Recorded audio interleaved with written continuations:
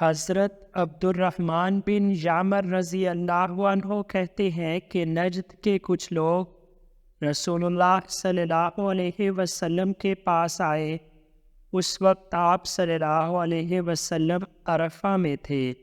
انہوں نے آپ صلی اللہ علیہ وسلم سے حج کے متعلق پوچھا تو آپ صلی اللہ علیہ وسلم نے منادی کو حکم دیا تو اس نے اعلان کیا، حج عرفات میں ٹھہرنا ہے۔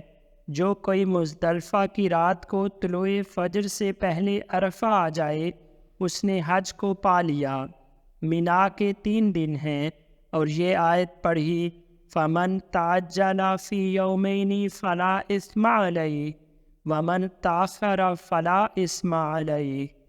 جو جلدی کرے اور 2 دن ہی میں چلا جائے تو اس پر کوئی گناہ نہیں، اور جو دیر کرے تیسرے دن جائے تو اس پر بھی کوئی گناہ نہیں۔